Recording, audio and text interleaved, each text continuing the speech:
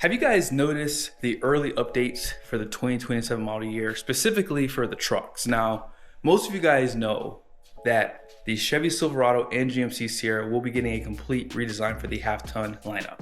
Normally, they follow up a year later with the HDs.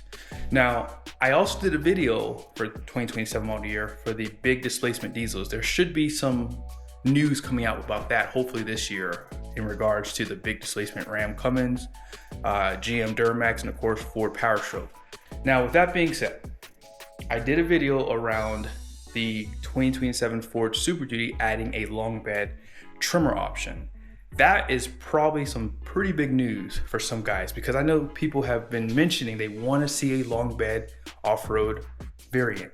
Also, Ford has mentioned they're going to add a package for the regular trucks to have 35s too. So again, this is a lot of good news. And today I just noticed on Ford Authority that there's some other updates that Ford has announced.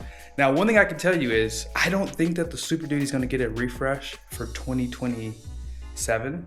I would have thought so because the truck came out in 2023 and normally they do a refresh, not a redesign, but they normally do a refresh for like a mid-cycle. But regardless of it, let's go ahead and check out this article. And if you haven't done so yet, be sure to subscribe to the channel and turn on your bell notifications.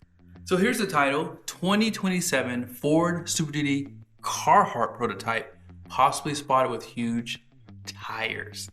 Back in January at the Detroit Auto Show, we were treated to a teaser from a brand new Ford Super Duty variant stemming from a partnership with the rugged clothing brand Carhartt. That teaser only revealed the Super Duty Carhartt's wheels, sporting a design inspired by the Detroit manhole covers, however, and not much else. Just a few weeks later, Ford Authority spotted a unique Ford Super Duty prototype rolling on rather large tires, and now we've come across another very similar prototype too. This Ford Super Duty prototype could potentially preview the future Carhartt variant, though it's equipped with an entirely new wheel design, or perhaps an upgraded version of the trimmer. It is worth noting that Ford already released details pertaining to the updated 2027 Super Duty trimmer, and none included the type of large tires present on this, or the previously spotted prototype, however.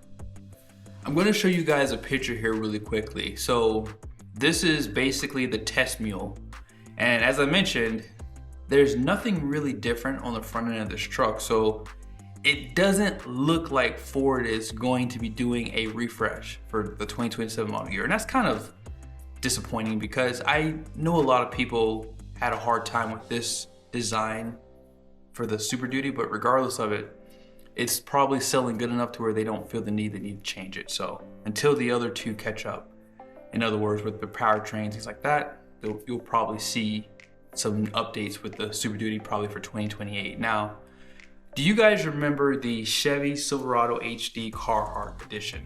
I remember that truck very well. I tried so hard to get videos on that truck at the beginning, but they were so hard to come by because it was during the issues we were having during the 2020 to 2022 model years. But regardless of it, Ford is now doing something very similar to what Chevy was doing. And so I'm hoping they execute a little bit better than what Chevy did. Chevy made it more of like a luxury look, and it looks like Ford's going for that more rugged look, which is very, very popular today. In any event, this potential 2027 Ford Super Duty prototype and the previously spotted pickup are finished in an exterior color that looks very similar to seismic tan currently offered on the global market Ford Ranger Super Duty, interestingly enough.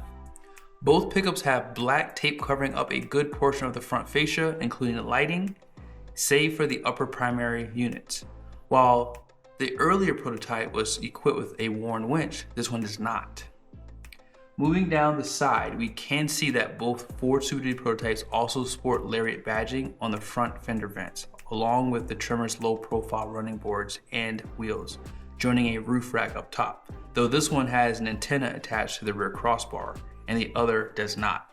Each rolls on unique wheels, wrapped with 37 by 11.5 inch, 18 inch LT Nitto Ridge Grappler tires for a pretty aggressive stance.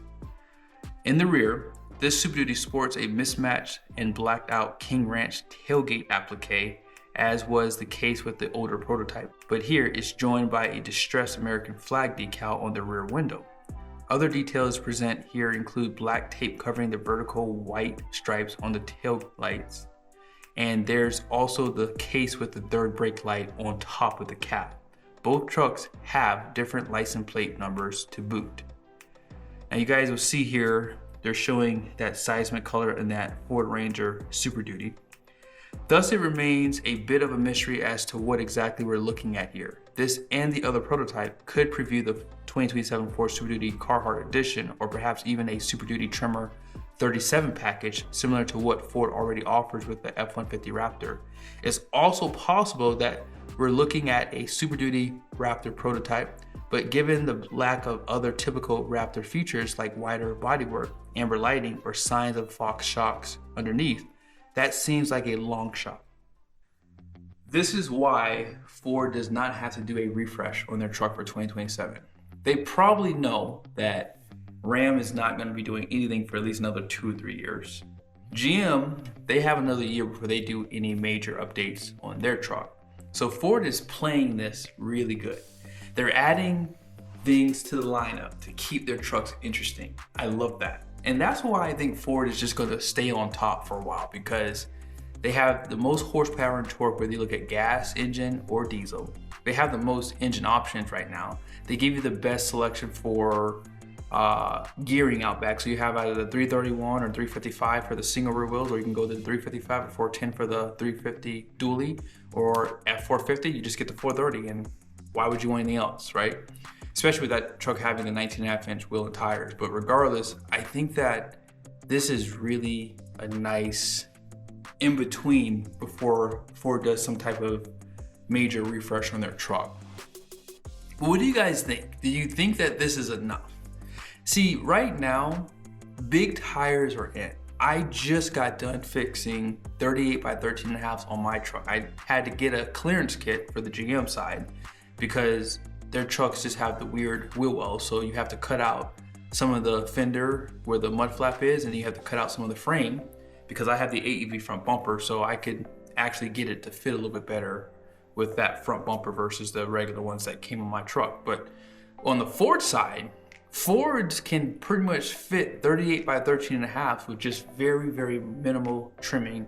Of course, you have to level the truck or lift it to get them to fit as well. Probably 2 to 4 inches, I would say, would be enough. But with that being said, what do you guys think? Do you guys think that these 37 by 11.5s is a good move? I could see this being a blow to the aftermarket world, because for some guys, I mean, 37s is all they want. Some guys just want the 35s and they're happy. And the Ford Trimmer still looks good with 35s. But you guys know Barry over at C-Tech Review. He did a video very similar to this way before this article even came out, discussing them potentially bringing out a Raptor Super Duty. Now, I would love to see that, but I don't really see it happening because Raptor really means Baja, right? And a Baja truck does not have leaf springs. They're gonna typically have, a coiled suspension out back. Look at the Ford F-150 Raptor.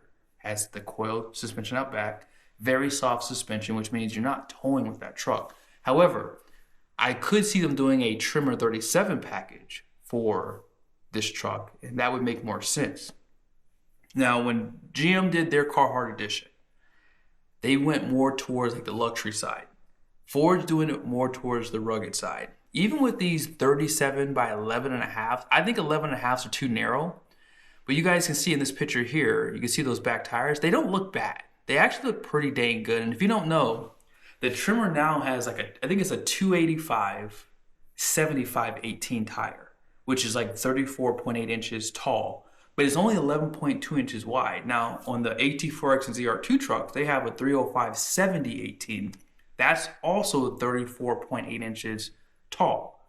However, those are 12 inches wide. And I gotta admit to you guys, that wider tire looks so much better, with that 305 70 versus a 285 70. But maybe Ford, the way that they've designed these trucks, aerodynamics, drag, this is like the perfect width, right, within that 11.5 or less, because they still look good, and they just chose not to go to the 12.5 when they definitely have the room to fit those on there, especially if they do add a little bit of extra clearances for this truck. But Nevertheless, what do you guys think? That seismic color, it hits. Seismic tan.